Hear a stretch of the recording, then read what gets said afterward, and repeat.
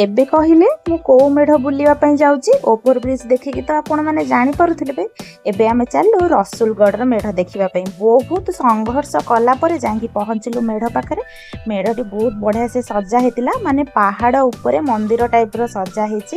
ଆଉ ଯେଉଁ green green ଦେଖୁଛନ୍ତି ସେ ସବୁ ଗୁଡ଼ାକ ପାମ୍ ଟ୍ରି, ମାନେ ଏଠିକି ଡୁପ୍ଲିକେଟ୍ ନଥିଲା, ସବୁ ରିଅଲ୍ ଟ୍ରି ଥିଲା। ଆଉ ତଳେ ଯେଉଁ ଦେଖାଯାଉଛି ଏସବୁ ଧାନ ବୁଣା ହେଇକି ଗଛ ଏତିକି ଏତିକି ବଢ଼ିଲାଣି, ବହୁତ ସୁନ୍ଦର ଦେଖାହେଉଛି ମେଢ଼ଟି।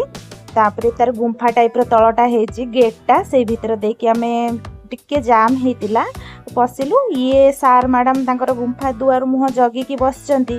ଭିତରଟା ବି ବହୁତ ସୁନ୍ଦର ହେଇଥିଲା। ଉପରେ ଯେଉଁ ରଖା ହେଇଛି ସେ ସବୁ ଶିବଲିଙ୍ଗ, ଉପରେ ଶିବଲିଙ୍ଗ ଆଉ ତଳେ ଡିଫରେଣ୍ଟ ଟାଇପ୍ର ବୁଦ୍ଧଙ୍କର ମୂର୍ତ୍ତିରେ ମେଢ଼ଟି ସଜା ହେଇଛି।